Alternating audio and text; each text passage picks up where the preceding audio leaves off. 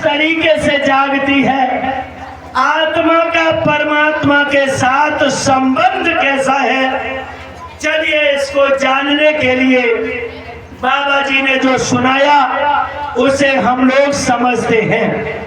बाबा जय गुरुदेव जी महाराज कहते हैं, इस देश और दुनिया में बड़े बड़े कथा कहने वाले, बड़े बड़े कथा सुनने वाले रहे। स्वामी जी महाराज ने कहा, बाबा कबीर दास जी जब इस मृत लोक में आते हैं, हम जीवों को समझाने बुझाने के लिए। प्यारे भाई बहनों, बाबा कबीर दास जी की उम्र छोटी है। गुरु गोरखनाथ जिनके शिष्य की वजह से, प्यारे भाई बहनों जो नए लोग हैं आप लोग बड़े ध्यान से सुने, गुरु गोरखनाथ के एक शिष्य हैं, उनकी वजह से ज्योति बजवाई जाती है घरों में। बड़ा अच्छा प्रकरण है।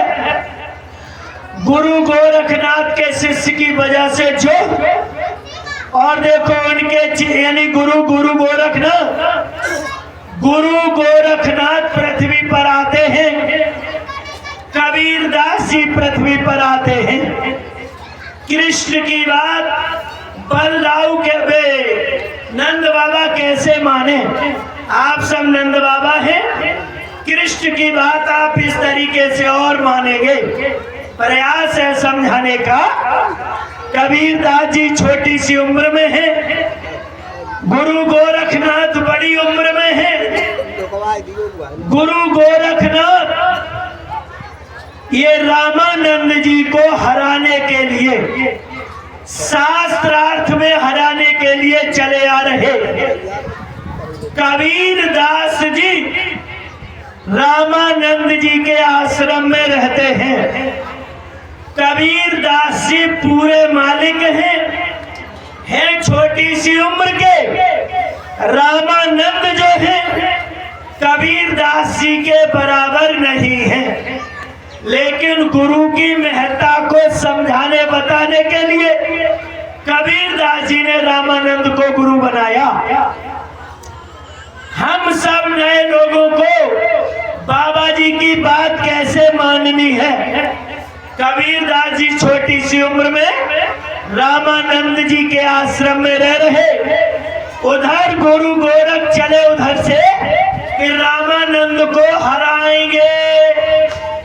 जहां कबीर दास जी हो और गुरु गोरखनाथ ये कहें कि हम रामानंद को हराएंगे, यानी जिसके पाले में कबीर जैसे मालिक हो और ऐसे गुरु गोरखनाथ कहें कि हम रामानंद को हराएंगे, संभव ही नहीं है।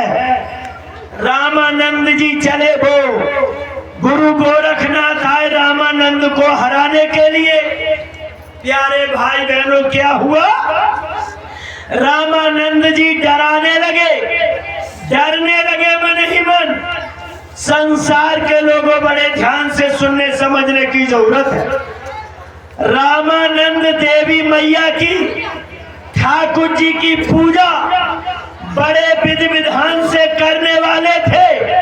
सो रामानंद जी गुरु गोरखनाथ से डर रहे हैं।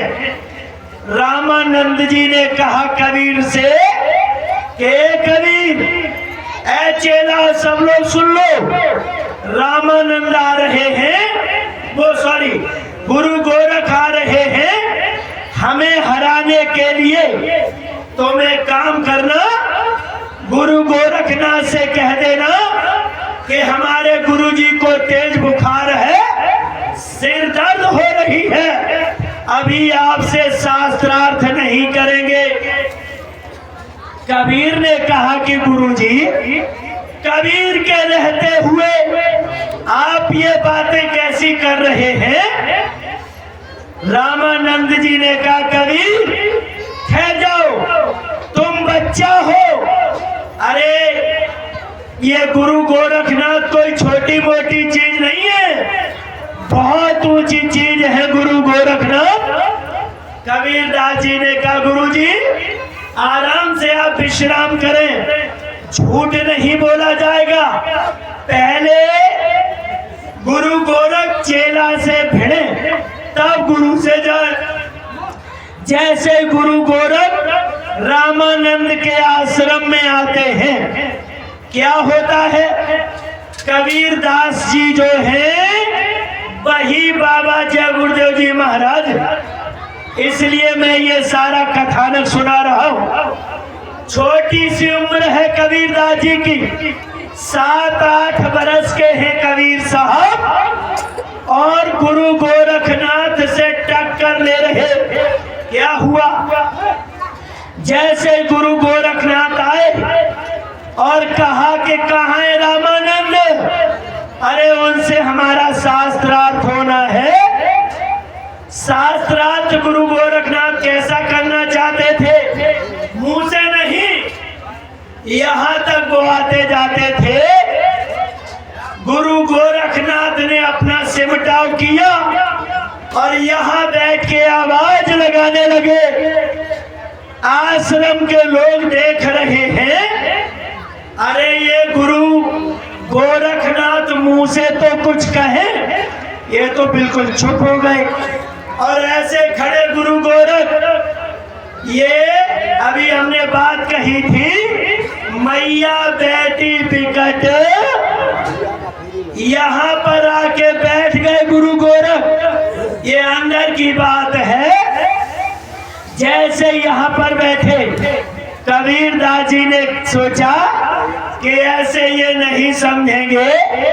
कबीरदास जी और इनसे ऊपर, यानी गुरु गोरखनाथ तो केवल यहाँ तक आ पाए और कबीरदास जी यहाँ चोटी पर बैठ जाते हैं अंदर में, और ऊपर से आवाज आ रही है, ऐ गुरु गोरख, अगर शास्त्रार्थ करना है हमारे सामने आओ। ऊपर से आवाज बराबर आ रही, लेकिन गुरु गोरखनाथ के पल्ले नहीं पड़ रही है। जब ये सब करके देख लिया गुरु गोरख ने, आखिर आवाज कहां से आ रही, अंतर्दृष्टि से देखा, रामानंद तो बहाना बनाए पड़े हैं, ये सब कौतिक तो कबीरदास कर रहे हैं। झट से गुरु गोरख ने अपना भान नीचे उतारा और वो कभी हजूर कबीरदास जी भी अपना नीचे उतर आए। आज गुरु गोरखनाथ कबीरदास जी से पूछने लगे, ये कबीर, हम ये जानना चाहते हैं कि इतना ऊंचा भेद तुमने कब सीखा, कहां से सीखा। देखो मैं बार बार एक ही बात करूंगा, जो पूजा पाठ हम कर रहे हैं, जिन देवी और देवताओं के, उनसे क्या मिलेगा क्या नहीं मिलेगा। कबीरदास जी ने जो जवाब दिया गुरु गोरख को, वो हम लोग ध्यान से सुने। कबीरदास जी ने कहा, गुरु गोरखनाथ सुनो, ये ज्ञान हमने कब सीखा। ब्रह्मा नाही टोपी दीनी, विष्णु नाही टीका, शिव शक्ति का जन्म नहीं था, तब ही जोग हम सीखा। कबीरदास जी छोटी सी उम्र में, 7-8 बरस की उम्र में ये दोहा पढ़ रहे हैं गुरु गोरखनाथ के सामने। कब ब्रह्मा जी ने भी नहीं सुनाया, विष्णु जी हमें कुछ नहीं बता पाएंगे, और ब्रह्मा विष्णु शंकर तीनों की जो माँ आद्या महाशक्ति है, खासकर हमारी माता बहनें सुन ले। बाबा जय गुरुदेव जी महाराज जब कबीर के रूप में है उस समय कहते हैं शिव शक्ति का जन्म नहीं था।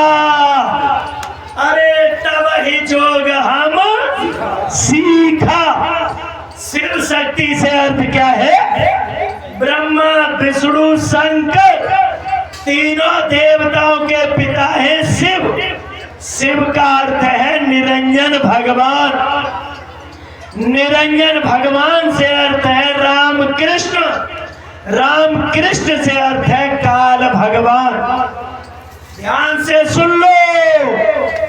शक्ति का नाम है सीता, शक्ति का नाम है राधा, शक्ति का नाम है काली मैया, शक्ति का नाम है संतोषी मैया, शक्ति का नाम है लक्ष्मी मैया।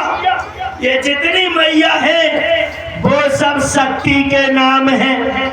और शिव जो है वो निरंजन भगवान यानी राम का नाम है।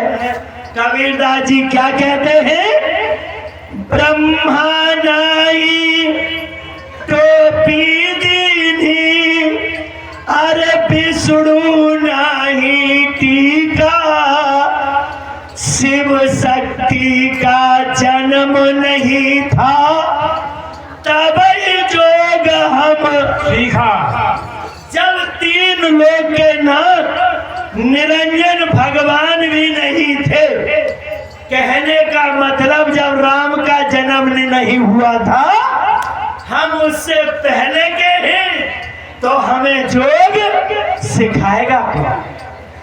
जैसे कबीरदास जी ने उत्तर दिया, सोई गुरु गोरखनाथ की सिट्टी पिट्टी बंद। ऐ मेरे प्यारे भाई और बहनों, आज आपको इस मंच से बताया जा रहा है इन क्रियाकलापों से कल्याण नहीं होगा। कबीरदास जी को पढ़े लिखे लोग समाज सुधारक भी कहते हैं। कबीरदास जी ने एक पद लिखा है। क्या लिखा है? वही कबीरदास जी जो समाज सुधारक कहे गए हैं, उन्होंने समझाने के लिए एक पद लिखा है। उस पद को भी सुने। करी ले जतन सखी, है आत्मा जतन कर ले उस मालिक से मिलने का। कर ले जतन सखी, मन का नाम नहीं है। किसका नाम है? सखी का नाम है। सखी से अर्थ है आत्मा, मन नाम नहीं है। कर ले जतन सखी, साईं मिलन की। क्या कह रहे हैं? गुड़िया गुड़वा सूप सुपलिया। छोटे बच्चे गुड़िया गुड़वा का खेल खेलते हैं। कहते हैं कबीरदास जी, गुड़िया गुड़वा सूप सुपलिया, तजन बुद्धि लड़कैया खिलन की, कर ले जतन सखी साईं मिलन की। जैसे छोटे बच्चे बच्चियां गुड़िया गुड़वा का खेल खेलते हैं, सब बड़े हो गए हो, ऐसे सखी अब गुड़िया गुड़वा का खेल बंद करो। प्रश्न उठता है कि गुड़िया गुड़वा का खेल क्या है? कबीरदास जी जो समाज सुधारक कहे गए हैं, उन्होंने गुड़िया गुड़वा का खेल कौन सा बताया? देवी देवता पितर भुइया भवानी,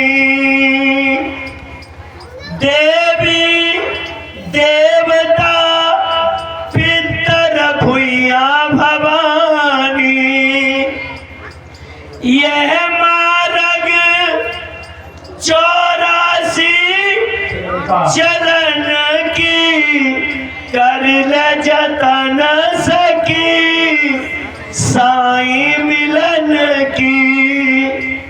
देवी देवताओं की जो पूजा कर रहे हैं, कबीरदास जी साफ कह रहे हैं कि अगर इस रास्ते को आप करते रहे, साफ स्पष्ट लिख दिया गया है, 4 खान 84 लाख योनियों में जाना पड़ेगा।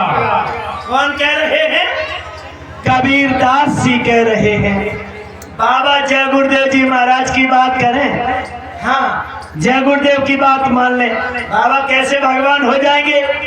कबीरदास जी जब इस बात को कह रहे हैं, जैसे छोटे पर बच्चे गुड़िया गुड़वा का खेल खेलते हैं, अगर हम देवी देवताओं की पूजा करेंगे, ये गुड़िया गुड़वा का जो खेल हम छोटे पर खेले थे वो माना जाएगा, इससे हमारा कोई काम नहीं होगा। क्यों? बड़े भाग्य मानुष तन पावा, सुर दुर्लभ सद ग्रंथन, साधन धाम मोक्ष कर द्वारा, पाइन जेहि परलोक संवारा। हमें और आप सभी को मनुष्य शरीर के रहते हुए अपनी आत्मा को जगा लेना चाहिए था, देवी जागरण कर लेना चाहिए था। तो ये देवी जागरण कब होगा? देवी जागरण मेरे प्यारे भाई और बहनों तब होगा जब हम बैराट की कथा सुनेंगे। बैराट की कथा कहाँ मिलेगी सुनने को? ये टुल्लुक टुल्लुक में नहीं मिलेगी। ये कहाँ मिलेगी बैराट की कथा? इसका उत्तर शंकर भगवान ने दिया है, बिनु सतसंगन हरि कथा। भागवत में नहीं, गीता रामायण में नहीं, देवी जागरण में नहीं, ये जो करा रहे हैं इसमें नहीं। क्या कहा? बिनु सतसंगन हरि कथा, तेहि बिन मोहन भाग। बिना सत्संग के हर की कथा सुनने को नहीं मिलती है, सत्संग में तो जाना पड़ेगा। अब जब हम जय गुरुदेव में जाते हैं, सत्संग में जाते हैं, संसार के लोगों का ये मानना है जय गुरुदेव के यहाँ जाओगे वो है सत्संग, राधा स्वामी में जाओगे वो है सत्संग।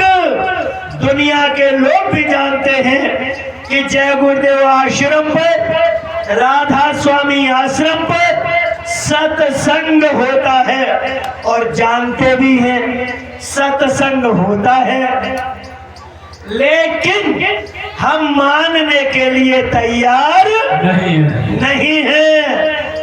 उसी मानने के लिए बाबा जी ने कहा है, आपके लिए हम एक वक्त निर्धारित करते हैं, हम एक समय निर्धारित करते हैं। इतने निर्धारित समय में अगर आप माने तो मान जाए, अन्यथा की स्थिति में बाबा जय गुरुदेव जी महाराज ने कहा क्या होगा? हनुमान लंका में आग लगाएंगे, इसके बाद क्या होगा? फिर तो लंका में, प्यारे भाई बहनों, क्या होगा? हनुमान पहले लंका में आग लगाएंगे, विभीषण को पहले समझाया जाएगा। अब विभीषण को समझा तो दिया, विभीषण को विश्वास कैसे हो कि जो हनुमान बता के गए हैं सही बात है? इसीलिए हनुमान जी को लंका में आग लगानी पड़ी। विभीषण का विश्वास कैसे पूर्ण हो? बाबा जय गुरुदेव जी महाराज पहले ही बताए हैं, आगे चलकर चीन अमेरिका को, पाकिस्तान को 100 परमाणु बम दे देगा। स्वामी जी महाराज ने कहा चीन के द्वारा एक ऐसी विषैली गैस, ये सारी चीज बाबा जी ने पहले ही कही। उसके बाद बहुत जनहानि होगी। कोरोना काल आपने देखा है, कुछ नहीं था, चीन के वहीं से विषैली गैस थी। स्वामी जी महाराज ने जो कहा आपके सामने आया। जब कोरोना काल आया, पहले जय गुरुदेव आश्रम की तरफ कोई रुख करने वाला नहीं था, और जब कोरोना काल आया, लोगों ने देखा कि ये तो बाबा जी की बात एक सही हो रही है। और कोरोना के बाद फिर इतनी भीड़ आश्रम पर होने लगी, लोगों ने जान लिया विभीषण शरीकों की तरह कि वास्तव में रामा दल में जाए बिना भला नहीं होगा, क्योंकि विभीषण ने लंका में जलती हुई आग देखी है। जिन लोगों ने कोरोना का समय देखा है वो जानते हैं कि त्रासदी क्या होती है। भारत में तो दया की दृष्टि से कुछ कम रहा, पूछो जाओ विदेशों के लोगों से। अर्थ ये है मेरे प्यारे भाई और बहनों, जो लोग त्रासदी देखे हैं वो लोग विभीषण की तरह रामा दल में चले जा रहे। बाबा जी ने कहा अगर एक जीव हमारा रहेगा हम अंतिम क्षणों तक ये प्रयास जारी रखेंगे, क्योंकि वो तो लड़ाई थोड़े से समय की थी, वो लड़ाई थोड़े से भूभाग की थी।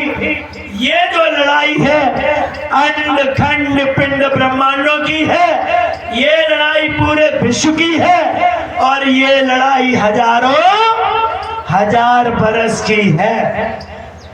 उस समय पर थोड़े बरस के लिए सतयुग आया, राम राज बैठे त्रैलोका, हर्षित भयो गयो सब शोका। बाबा जी ने कहा कितने दिन के लिए? बाबा जय गुरुदेव जी महाराज ने अपनी तरफ से कोई नहीं कहा है, सूरदास जी जो लिख के गए हैं। बाबा जी तो एक ट्यूटर का काम कर रहे हैं, बाबा जी ट्यूशन की तरह पढ़ा रहे हैं कि सूरदास महात्मा ने कहा है, क्या कहा है? रे मन धीरज क्यों न धरे, संवत 2000 के ऊपर।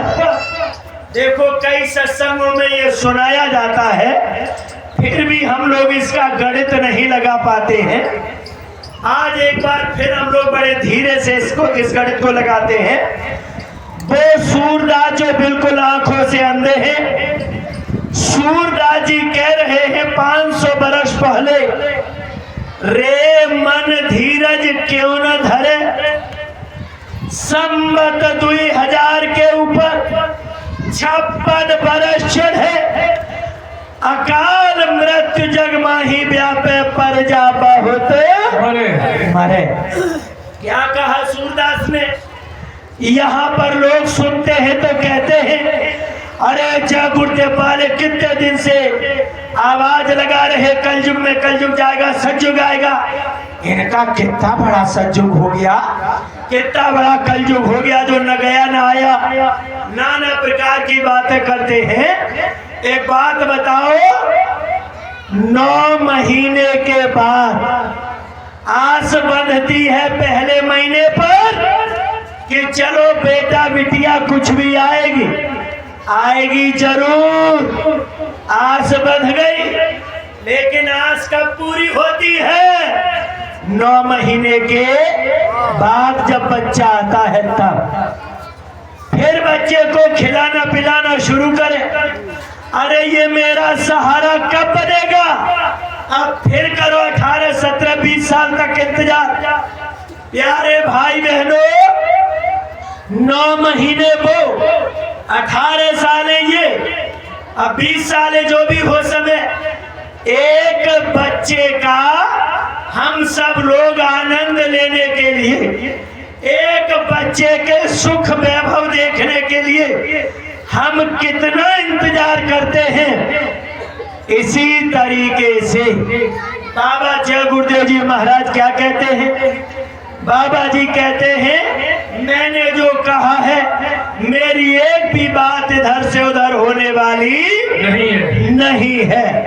पूरब में उगने वाला सूरज पश्चिम में उगने लगे, पश्चिम में छिपने के अलावा पूरब में छिपने लगे, पृथ्वी ऊपर चली जाए, आसमान नीचे आ जाए, ये हो सकता है, लेकिन मेरी कही हुई बात इधर से उधर होने वाली नहीं है। ऐ प्यारे भाई बहनों, बाबा जय गुरुदेव जी महाराज ने कहा सूरदास जी के पद को याद करो। संवत 2000 के ऊपर 56 वर्ष है। संवत 2056 का अर्थ है 1999। 57 साल का अंतर होता है सन में और संवत में। प्यारे भाई बहनों, सन 1999 के बाद सूरदास जी कह के गए इसके बाद अकाल मौतें होंगी, अकाल मौतें होती जाएंगी। इसके बाद क्या होगा? उड़ी विमान जावे अंबर में, गिरह गिरह युद्ध करें। देखो विदेश के लोग परमाणु बम की धमकी देते थे, अभी हमारे देश के प्रधानमंत्री ने भी कह दिया है कि हमारी जो परमाणु बम है ये दीपावली पे नहीं चलेगी, यानी आप अगर चलाएंगे तो हम भी परमाणु बम। भारत जैसा देश जब ब्रह्मास्त्र खाने की बात कर रहा है, इसका अर्थ यही समझ में आता है कि अब जो पानी है वो सिर से ऊपर हो गया है, यानी परमाणु बम चलने का आपको समय आ गया है। क्या कहते हैं सूरदास जी? उड़ विमान जावे अंबर में, यही परमाणु बमों को विमान कहा उन्होंने। यानी हर देश परमाणु बम की जब लड़ाई लड़ेगा क्या होगा? मारुत विष फेंके अंबर में, पूरा वातावरण विष में हो जाएगा। परमाणु बम में विषैली गैस होती है, जब पूरा वातावरण विष में हो जाएगा। बाबा जय गुरुदेव जी महाराज ट्यूटर है, जो सूरदास जी लिखे गए उसका अर्थ बता रहे हैं। बाबा जी कह रहे बच्चा ध्यान से सुनो, आगे जब विषैली गैस हो जाएगी तो क्या होगा? 12 कोस सिखा हुई जाकी, कंठ को तेज मरे। ये गला सूखेगा सबसे पहले, घुर्र का जैसे होता है ऐसे ही गला रुकेगा, और वही के वही लोग फड़फड़ा के जान दे देंगे, त्याग देंगे। कितने लोग मरेंगे?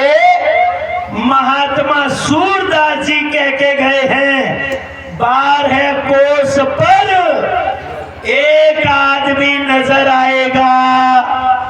12 कोस का अर्थ हुआ 36 किलोमीटर। 36 किलोमीटर में एक आदमी यहाँ तो एक आदमी 36 किलोमीटर। अगर सूरदास जी की बातों में शंका है प्यारे भाई बहनों, तो संत अवज्ञा कर फल ऐसा। अगर संतों की अवज्ञा कर दिए तो जरई नगर अनाथ कर जैसा। बस यही बाकी है। कह रहे हो ऐसा कभी नहीं होगा, ये तो सब बकवास है, ऐसा तो कभी हो ही नहीं सकता। ये महात्माओं को आप चैलेंज कर रहे हैं, फिर तो जरई नगर अनाथ कर जैसा। अब इसको कोई नहीं रोक सकेगा। 36 किलोमीटर का अर्थ ये है, चाहे तो कंगरौल में घुस जाओ, चाहे किसी गांव में घुस जाओ, बिना बियर का, बिना अंडे का, बिना शराब का, प्यारे भाई बहनों, अगर जय गुरुदेव में जाता है, अगर राधा स्वामी में जाता है, तो शराब अंडे से मां से परहेज है। अन्य कहीं जाता है तो कोई गारंटी नहीं है। इसलिए कहीं भी आप रेशियो निकाल लें, समाज में कितने अंडा मांस मछली से रहित हैं। 36 किलोमीटर की परिधि में आदमी नजर से नजर आएगा। ये सूरदास जी लिखे गए ट्यूशन के रूप में बाबा जी बता रहे इसका अर्थ। आगे कहा, जब 12 कोस पर एक आदमी नजर आएगा तो फिर क्या होगा? सब नहीं मरेंगे।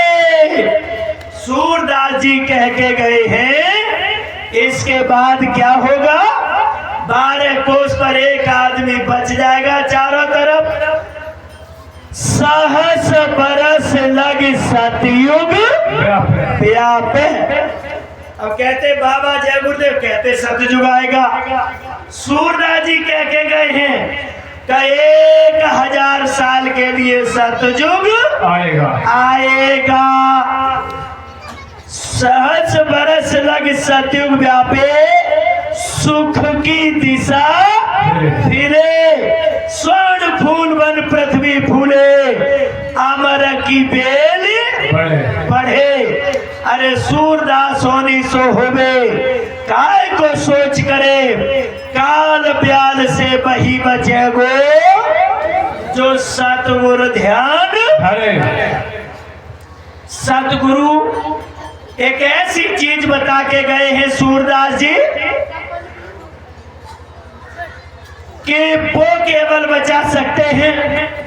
अगर सूरदास जी की बातों पर भरोसा नहीं है, सूरदास जी के रचित पद हमारी किताबों में आ रहे हैं।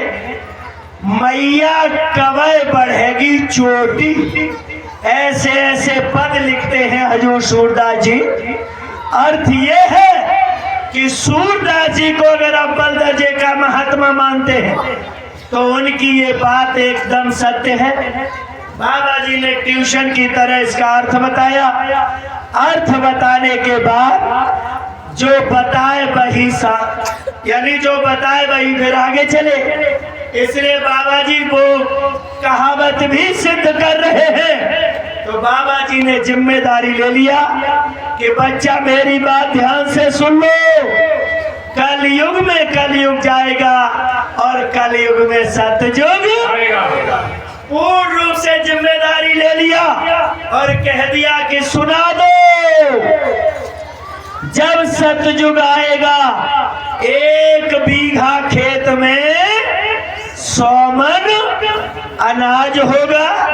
माता बहनों की चूड़ियों में ये हीरे जवाहरात जड़े जाएंगे। ये सारी जिम्मेदारी स्वामी जी महाराज ने लिया।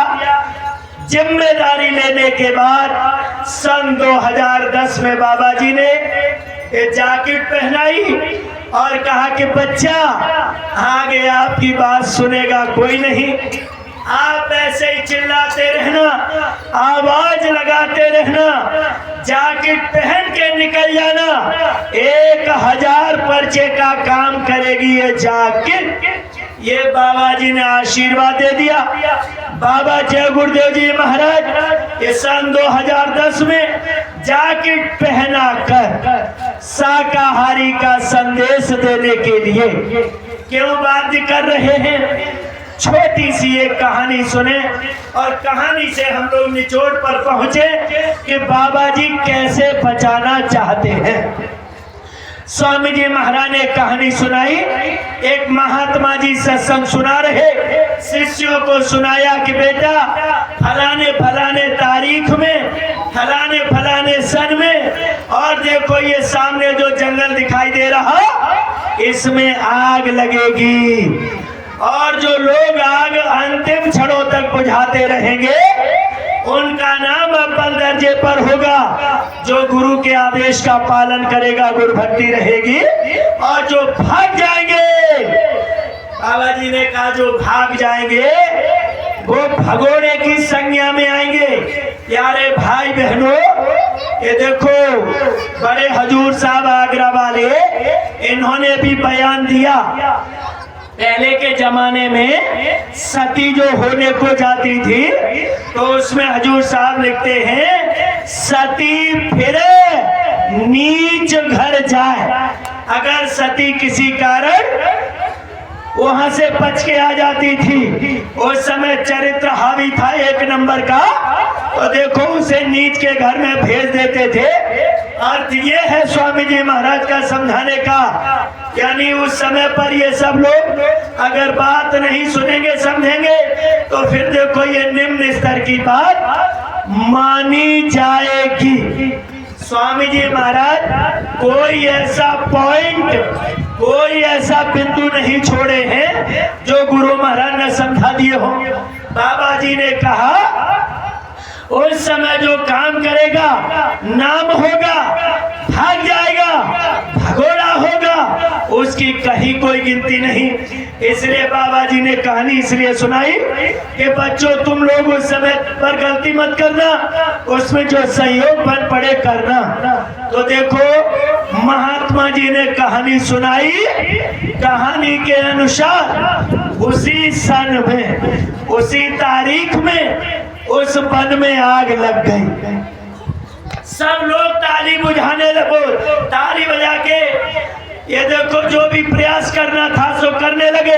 पहले तो आग बुझाई नहीं बुझी, आदेश हुआ तो पक्षी को उड़ाओ, पक्षी इधर से उड़े उधर बैठ जाएं, इधर से उड़े उधर बैठ जाएं। कुछ लोगों ने सोचा अरे वन लंबा है, इधर से उड़ाए उधर बैठ जाते हैं, उधर से उड़ाए इधर बैठ जाते हैं, इन्हें जब मरना ही है तो मरे, हम तो जे चले। उठाया झोला सीधे चले गए, कोई कहीं गया, कोई कहीं गया, सब झोला उठा उठा के भाग गए। कुछ लोगों ने एक दो दिन बुझाई। प्यारे भाई बहनों, बाबा जी ने सुनाया, अंतिम में एक महानुभाव बचते हैं और वो इधर से उधर ताली बजाते हैं, पक्षी इधर से उधर इधर होते हैं। महात्मा जी ने परीक्षा लिया, कहा कि बेटा तुम अकेले क्यों लगे हो, अरे तुम भी चले जाओ। उस अमुक शिष्य ने कहा कि हजूर सब तो जा सकते हैं, जब आप अकेले तो ये शिष्य भी आपकी दया से अकेला। एक की गिनती कभी मिटने वाली, सब चले जाएं, एक तो हमेशा एक ही रहेगा। जो इतनी बात हजूर ने सुनी सोई एकदम उसको छाती से लगा लिया, कहा कि बेटा तुम्हारा काम पूरा हुआ। महात्मा जी कहने लगे बेटा जो भाग गए, जितनी चिड़िया जीव जंतु इस जंगल में मरे, इन सब का दोष भागने वालों को लग गया। अर्थ ये है, नए सुन ले, पुराने सुन ले, जहां तक आवाज जा रही है सब लोग सुन ले। सन 2010 में बाबा जी ने सभी से अपील ये की है कि सब लोग शाकाहारी हो जाएं। और देखो आगे चलकर गुरु महाराज अपना खेल करते हैं और देखो शाकाहारी की आवाज बड़े युद्ध स्तर पर चल रही। अभी देखो महाराज जी भी अपना कार्यक्रम चला हुआ अनवरत। अभी हमारे अध्यक्ष जी ने बताया शायद 12 में आपका 5 मई का कार्यक्रम लगा है। 5 मई अप्रैल 5 अप्रैल को आपका कार्यक्रम लगा, तो ये आ गया, यानी शायद सेवादानी है वहाँ। केवल आपकी सेवा जाएगी, आप अधिक से अधिक संग जो भी बन पड़े आप अवश्य करेंगे। कुल मिला के बात ये है, आपको दूर भी जाना है, समय अधिक हो रहा है। मेरे प्यारे भाई बहनों, हमारा तो केवल हमें जितना आता है केवल ताली बजा के इतना आता है, कैसे भी सुने, कैसे भी माने, केवल बाबा जी की बात मानना चाहिए और समझ में आना चाहिए। कहीं से आप चाहे तो गीता उठा लो, चाहे भागवत उठा लो, हमने सबके अध्ययन करके देखे हैं, पत्रिकाएं गुरु महाराज की पढ़ी हैं। प्यारे भाई बहनों, चारों तरफ से यही मिल रहा, समय की यही पुकार है। अंडा खाने वाले अंडा छोड़े, शराब पीने वाले शराब छोड़े, मांस खाने वाले मांस छोड़े। अगर ऐसा नहीं किया गया, मैं फिर एक बार वही बात दोहराकर अपनी वाणी को विराम देता हूं।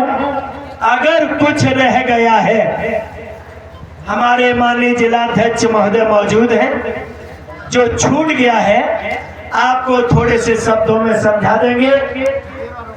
बाद